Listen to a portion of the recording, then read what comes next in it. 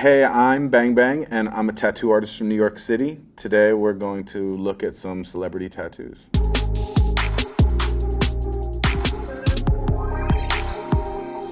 Yeah, David Beckham's tattoos are really iconic. Many people have duplicated it or attempted to, but I mean, I can spot this tattoo and not see anything else and tell like this is David Beckham. This tattoo works because it complements shape. It almost feels like armor placed on his back. It's placed in an appropriate spot. It complements the body well, so it's a good one. Maybe something people wouldn't notice that I see is the reference used for the person is, I think it's someone jumping off a diving board. And anytime an artist uses a body, very oftentimes, unless they're an expert illustrator, we use a body reference. So this pose of them looking down, jumping up, toes pointed down, and arms straight out, I think it's a diver.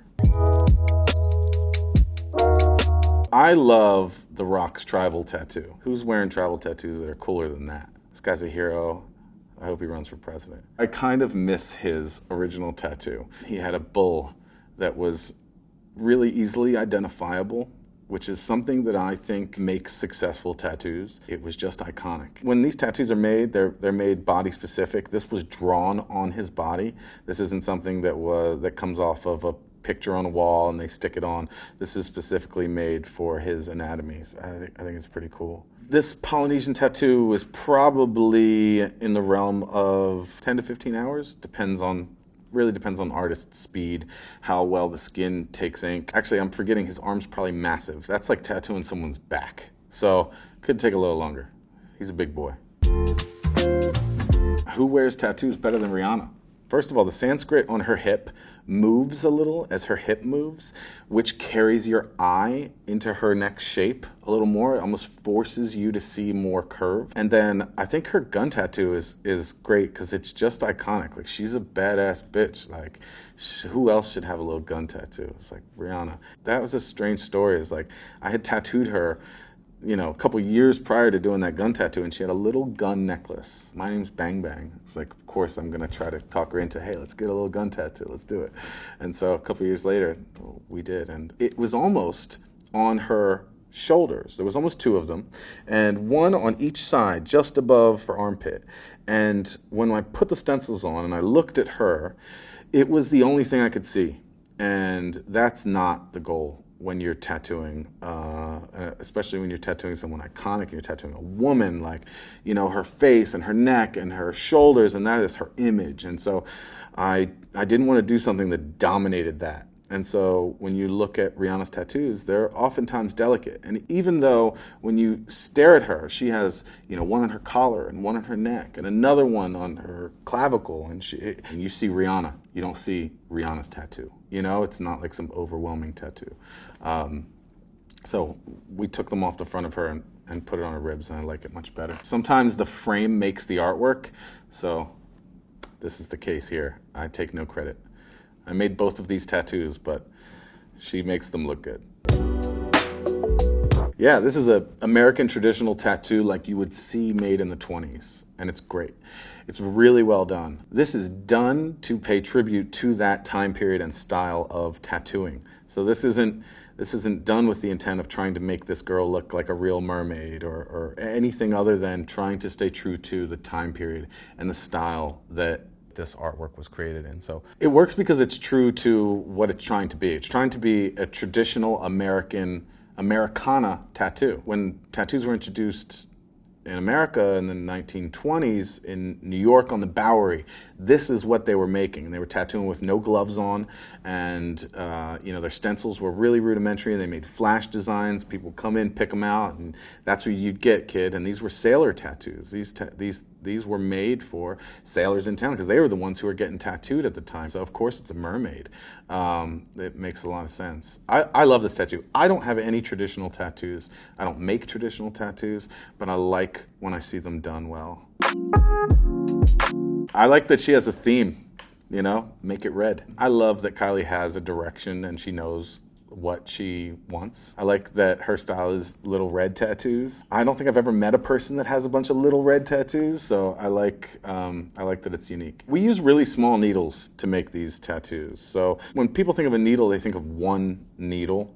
And it's not actually like that with tattooing. It's several needles, and they're grouped together very much like this, and they come to a point, and that space in between each needle is what leaves ink behind. So if it's open, it's going to leave more ink behind over a bigger area, and if it's quite tight, like the area that we damage your skin is much smaller, but it is harder to make it consistent. So think if you're using a pencil and you try to draw a straight line, you'll see a lot of inconsistencies in that very thin straight line. Now, if you take a big Sharpie and try to draw a straight line, it's going to look much smoother. So the thicker and bigger the line is, it's almost safer when we're tattooing because you can't see any of that wiggle or any of our imperfections. So it's harder to make smaller lines. These take 30 seconds. Easy money. All of your nerves are in your hands and your feet, so you can feel things, so you can keep your balance. So yeah, your pain receptors are right there. That looks like it hurt. I can relate. I like his barbed wire knuckles a lot, and I like the faces. He's got like a photo album on his knuckles. It's kind of funny. Well, they work because he's Post Malone.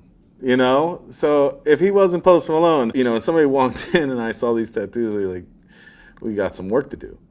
But I think oftentimes when people have so many tattoos, we fall in love with them. They become part of us. So the portraits are impressively healed for how small they are. You could tell who everyone is, which is awesome. Immediately what catches my eye is the bear is a really common photograph of a really famous bear. And so it's our job when we tattoo to try to find something unique. It's really tough. When I see it, I see a really commonly used bear reference. And I'm curious, it might actually be the same one as on Justin Bieber's chest. It looks like the exact same one, actually. It is, right? You'd be twinsies, and you don't even know it. I don't think Post Malone or Justin Bieber are pissed that they have the same bear. Tank Girl. Like, who is Tank Girl more than Ruby Rose? She's kind of iconic. Her tattoos are really cool. It's re-rendered art, so it is someone else's art rendered into skin, and sometimes that works and sometimes it doesn't. In this case, for this design style, like it worked perfect for a tattoo, and it works perfect on her specifically. Something you wouldn't notice about this. It's not fully tattooed. This is actually a mix of pigment and skin. So oftentimes when tattoos are fully colored, every inch of them is solidly colored. When I made this, it was kind of a different technique. Tried to use a lot of her skin and blend into it. And so it's more skin than you think. This is cool. This is a super cool tattoo. It's super unique. This tattoo makes me happy to look at. I imagine it does the same for her. It's not overwhelming. For this, like, I just love its uniqueness. This is a brave tattoo to jump into because this isn't something that's quote unquote, you know, traditionally done. This pastel palette of coloring. And I like that it's in a circle. I'd be friends with Scarlett Johansson if she didn't have this.